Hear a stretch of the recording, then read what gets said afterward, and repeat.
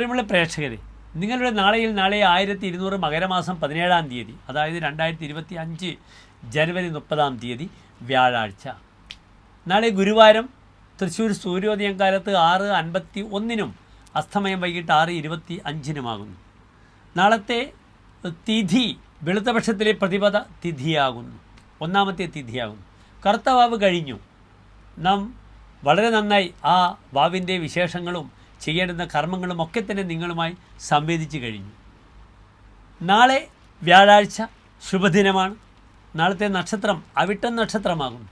നാം പ്രായേണ ഉത്രത്രയത്തിൽപ്പെടുന്ന നക്ഷത്രമാകുന്നു അവിട്ടം നക്ഷത്രം. ഉത്രാടം, തിരുവോണം, അവിട്ടം.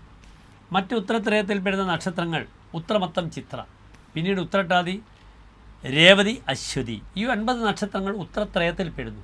അതിനാൽ ശുഭകാര്യങ്ങൾക്ക് വളരെ അനുകൂലമായ ദിനമാകുന്നു നാളെ.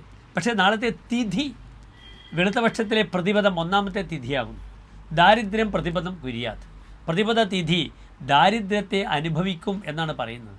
അതിനാൽ സാമ്പത്തികമായ വാങ്ങൽ കൊടുക്കലുകൾക്ക് നാളത്തെ ദിനം അത്ര അഭികാമ്യമല്ല.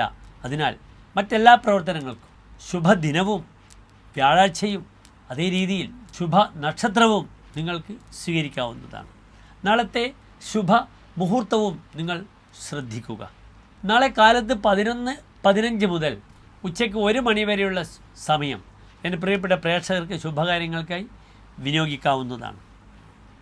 നാളത്തെ അവിട്ടം നക്ഷത്രമാണ്.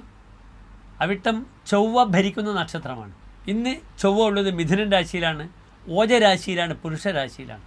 അതിനാൽ നാളത്തെ ദിനം സുബ്രഹ്മണ്യ പ്രീതികരങ്ങളായ കർമ്മങ്ങൾ അനുഷ്ഠിക്കുന്നതും ചെയ്യുന്നതും വളരെ ഗുണമാണ്.